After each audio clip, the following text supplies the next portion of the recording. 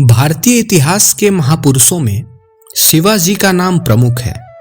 वे जीवन भर अपने समकालीन शासकों के अन्याय और अत्याचार के विरुद्ध संघर्ष करते रहे। शिवाजी का जन्म 4 मार्च सन 1627 ईस्वी को महाराष्ट्र के सिवनेर के किले में हुआ था। इनके पिता का नाम शाहजी और माता का नाम जीजाबाई था। शाहजी पहले अहमदनगर की सेना में सैनिक थे।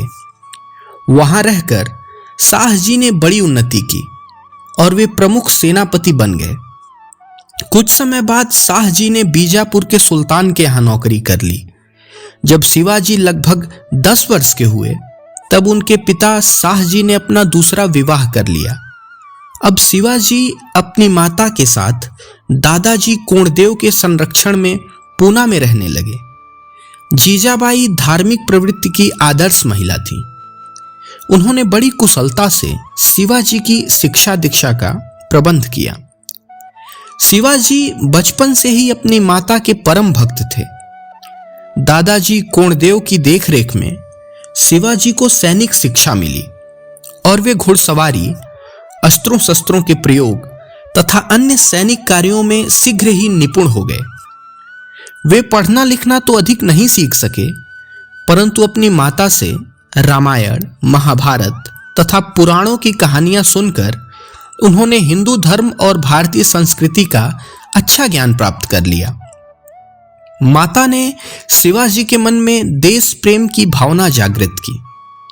वे शिवाजी को वीरों की साहसिक कहानियां सुनाती थीं। बचपन से ही शिवाजी के निडर व्यक्तित्व का निर्माण आरंभ हो गया था। शिवाजी सत्संग प्रेमी थे। वे सभी धर्मों के संतों के प्रवचन बड़ी श्रद्धा के साथ सुनते थे। संत रामदास को उन्होंने अपना गुरु बनाया। गुरु पर उनका पूरा विश्वास था और राजनीतिक समस्याओं के समाधान में भी वे अपने गुरु की राय लिया करते थे। दादाजी कोंडदेव से शिवाजी ने शासन संबंधी ज्ञान प्राप्त कर लिया था, पर जब शिवाजी 20 वर्ष के थे तभी उनके दादा की मृत्यु हो गई। अब शिवाजी को अपना मार्ग स्वयं बनाना था। भावल प्रदेश के साहसी नवयुवकों की सहायता से शिवाजी ने आसपास के किलों पर अधिकार करना आरंभ कर दिया। बीजापुर के सुल्तान से उनका संघर्ष हुआ। शिवाजी ने अनेक किलों को जीत लिया और रायगढ़ को अपनी राजधानी बनाया। बीजापुर का सुल्तान शिवाजी को नीचा दिखाना चाहता था। उसने अपने कुशल सेनापति अफजल खां को पूरी तैयारी के साथ शिवाजी को मारने के लिए भेजा। अफजल खां जानता था कि युद्धभूमि में शिवाजी के सामने उसकी दाल नहीं गलेगी, इसलिए कूटनीति से उसने शिवाजी को अपने जाल में फंसाना चाहा। उसने दूत के द्वारा शिवाजी के पास संधि प्रस्ताव भेजा।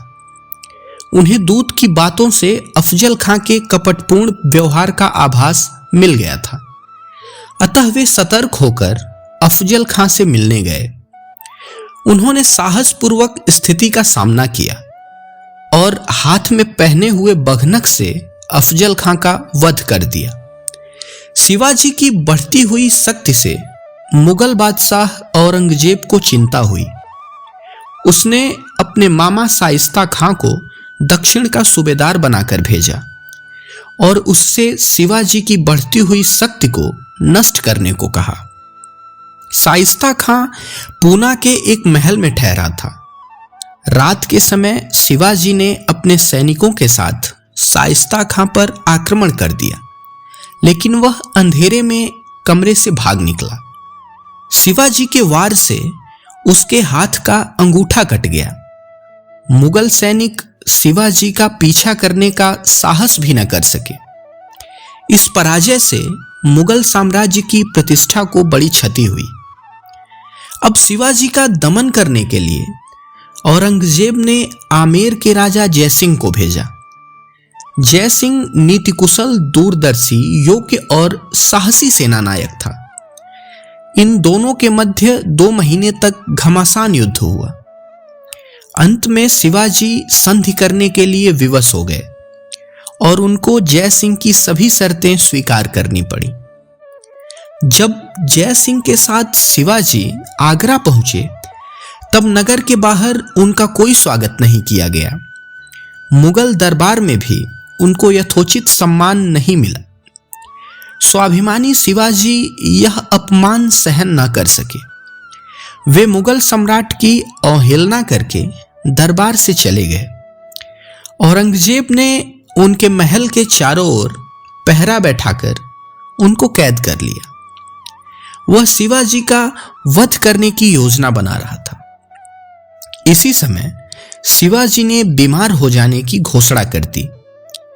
वे ब्राह्मणों और साधु संतों को मिठाइयों की टोकरियां भिजवाने लगे। बहंगी में रखी एक टोकरी में स्वयं बैठकर वे आगरा नगर से बाहर निकल गए और कुछ समय बाद अपनी राजधानी रायगढ़ पहुंच गए। शिवाजी के भाग निकलने का औरंगजेब को जीवन भर अफसोस रहा। शिवाजी को अपनी सैन्य शक्ति का पुनः गठन करने के लिए समय की आवश्यकता थी, अतः उन्होंने मुगलों से संधि करने में हित समझा। दक्षिण के सूबेदार राजा जय सिंह की मृत्यु हो चुकी थी और उनके स्थान पर शाहजादा मुअज्जम दक्षिण का सूबेदार बना। उसकी सिफारिश पर औरंगजेब ने संधि स्वीकार कर ली और शिवाजी की राजा की उपाधि को भी मान्यता दे दी। अब शिवाजी अपने राज्य की शासन व्यवस्था को सुदृढ़ करने में लग गए। शिवाजी बहुत प्रतिभावान और सजग राजनीतिज्ञ थे। उन्हें अपने सैनिकों की क्षमता और देश की भौगोलिक स्थिति का पूर्ण ज्ञान था।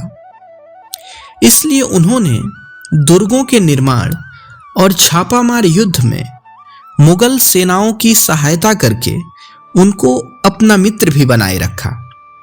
उनकी यह नीति उनके युग के लिए नई थी।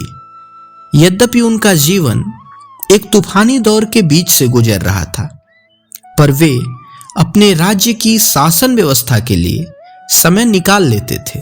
शिवाजी की ओर से औरंगजेब का मन साफ नहीं था, इसलिए संधि के 2 वर्ष बाद ही फिर संघर्ष आरंभ हो गया। शिवाजी ने अपने वे सब किले फिर जीत लिए जिनको जय सिंह ने उनसे छीन लिया था। उनकी सेना फिर मुगल राज्य पे छापा मारने लगी। उन्होंने कोडाना के किले पर आक्रमण करके अधिकार प्राप्त कर लिया और उसका नाम सिंहगढ़ रख दिया। अनेक अन्य किलों पर अधिकार प्राप्त कर लेने के बाद शिवाजी ने सूरत पर छापा मारा और बहुत सी संपत्ति प्राप्त की। इस प्रकार प्राप्त संपत्ति का कुछ भाग वे उदारता से अपने सैनिकों में बांट देते थे और शेष सेना के संगठन तथा प्रजा के हित के कार्यों में खर्च करते थे।